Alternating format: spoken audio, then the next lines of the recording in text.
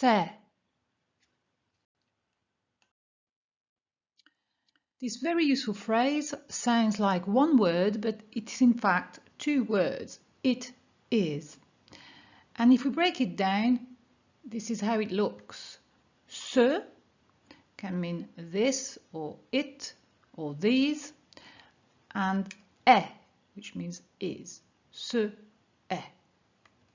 It is. The problem with these two words the way they are is that we have two E's and they compete with each other.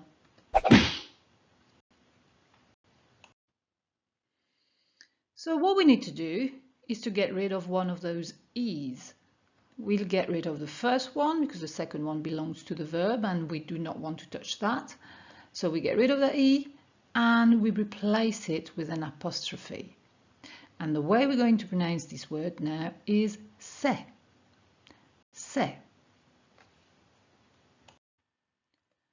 What about if we want to say it is not? Now you know about the affirmative form when you say it is. Now the negative form is when you say it is not. So in French we need two things, ne and pas. This is what we call the negative form.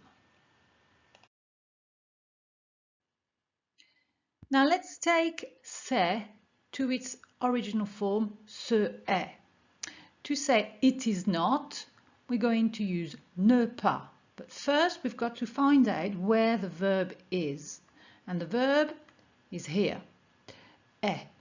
A verb, I remind you, is a word defining an action or a state of being in this case. Ce est, it is. And what we need to do then is to take the ne pas and put ne before the verb and pas after the verb. And that gives us it is not. Very simple. Now there's one little thing left to do, and is to have a look at these two E's. Like we had for ce est becoming c'est, we're going to have to do something similar because those two E's are of course competing. So again, we get rid of the E and put an apostrophe. And that gives us ce n'est pas. Ce n'est pas. Let's see how we can use these two phrases, c'est, ce n'est pas. Voici des animaux. Un chien, un chat, une souris, un lapin. And here's a question. Qu'est-ce que c'est? Qu'est-ce que c'est? What is it? Qu'est-ce que means what and c'est it is. Put together, what is it? Qu'est-ce que c'est? Qu'est-ce que c'est? C'est un chien. C'est un chien. Be ready, because next it's your turn. You'll have the question and you will have to give me the answer in French. Qu'est-ce que c'est?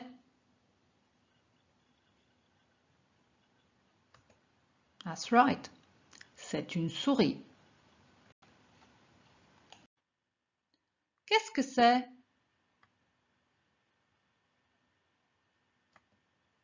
C'est un chat.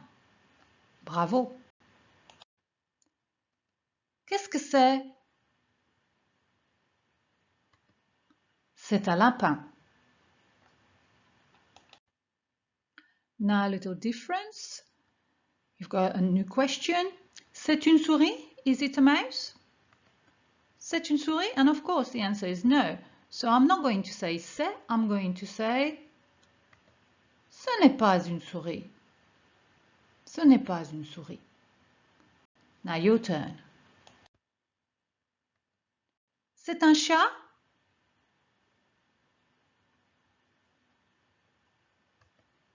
Non, ce n'est pas un chat.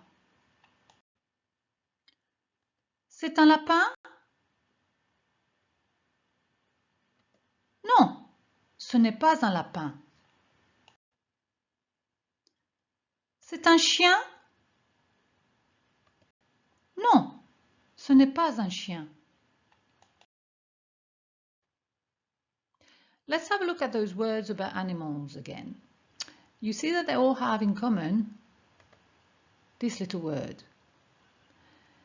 This little word, you can guess what it means. If I look at un chien, it means a dog. Un chat, a cat. Une souris, a mouse. Un lapin, a rabbit. These words in English and in French are called indefinite articles. We've seen previously about definite articles that were translated with the. This one, the indefinite article, is translated with a or an in English. So you must have noticed that there are two different words. We've got un chien, un chat, but we've got une souris, un lapin. You must have guessed what the reason is behind that, and it's of course the difference between masculine and feminine. So un goes before a word that's masculine and une goes before a word that is feminine. In previous lessons we have seen the word for the, and remember before masculine words we had le, feminine words la, plural les, and L apostrophe before a word beginning with a vowel and an H. Now let's have a look at how the little word works. So the little word the indefinite article, goes like this in French. Before masculine words, we're going to use un. Before feminine words, we're going to use une. Before plural words, and the translation would be some, we're going to use des. For example, un chien, a dog, one dog, a dog, becomes des chiens, with an S at the end because we need to add an S in the plural, as in English. Une souris, a mouse, becomes des souris in the plural. We don't add an extra S because there's already one there. In the plural form, c'est and ce n'est pas become ce sont and ce ne sont pas. Ce sont des chiens, these are dogs. Ce ne sont pas des chats, these are not cats.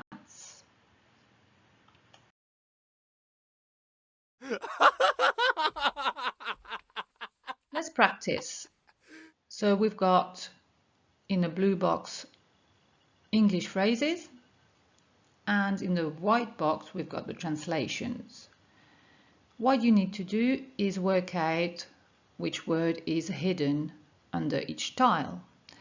Now there is no vocabulary, words you've never seen before. All you have to do is to focus on the little brackets indicating whether a word is masculine, feminine or plural, and also try to remember the phrases we've just learned.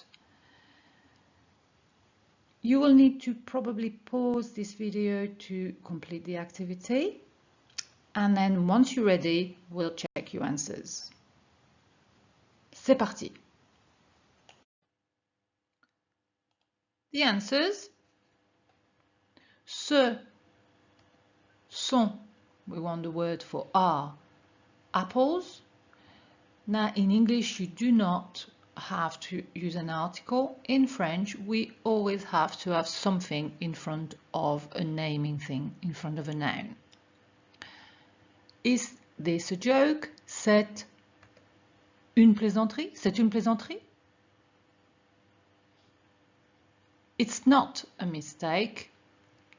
Ce n'est, and we need the other part of the negative, ce n'est pas a mistake. We see the word erreur is a feminine word, so we're going to use une. That's life. C'est la vie. Again, we need an article. This time we're using the definite article. It's the life. That's how we say it in French. These are not friends. Ce ne sont pas des amis. More than one. And finally, it's not the problem. Ce n'est pas. It's a masculine word, so I'm going to say le problème. Super. I wanted to point out a couple of points about pronunciation. In the second sentence, c'est une plaisanterie. You hear me say c'est une plaisanterie. And for the word c'est, I actually pronounce the T. And I told you before that normally you don't pronounce consonants at the end of the word, except if they're followed with a vowel. The reason is that it's much easier to say than not pronouncing it. Try it. C'est une plaisanterie, c'est une plaisanterie. If you say c'est une plaisanterie, it's almost as if your breathing is stopped. So in French it's not very easy. So it's something you need to practice. And there's another one that we're going to have a look at, which is this one. Ce n'est pas une erreur. Of course, we're going to activate the little S and it's going to do a Z sound. Ce n'est pas une erreur. Much easier to say than ce n'est pas une erreur. The same as des amis. Ce ne sont pas des amis. Des amis. Much easier to say than ce ne sont pas des amis. Now, it doesn't mean that all consonants are pronounced. It's only when they're following vowels. In fact, the more you practice, the more you speak French, it'll become natural. You'll see. Now you know the phrases c'est and ce n'est pas. So let's have a look at some uses in familiar language. C'est la vie, that's life. C'est vrai, that's true. C'est faux, that's false. C'est tout, that's all. C'est parti, let's go. C'est comme ça, that's the way it is. C'est quoi? What's that? C'est n'importe quoi. That's nonsense. C'est bien. That's fine, that's good. C'est nul. That's rubbish. C'est pénible. That's annoying. That's a pain. And for the negative form, now you'll find that in familiar situations, quite often we omit the ce n'est and replace it with c'est because it's easier to say. So in familiar situations, you'll probably hear that. So instead of ce n'est pas, c'est pas. C'est pas mal. That's not bad. C'est pas un problème. That's not a problem. C'est pas possible. Unbelievable. C'est pas possible. Unbelievable. C'est pas grave. It doesn't matter. It's not serious. Don't worry about it. C'est pas grave. C'est pas le moment. Not now. No. If you hear that, I suggest you walk away. C'est pas la peine. It's pointless. It's not worth it.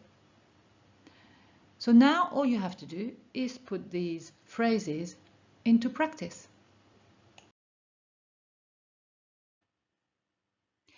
Félicitations, you've now completed lesson 9. I've left a few suggested follow-up tasks for you to complete if you want to. And if you want to practice a bit more with the help of a handout, it's available on my website. I've left the details on the description for this video. But for now, all that's left for me to say is Au revoir et à bientôt for lesson 10.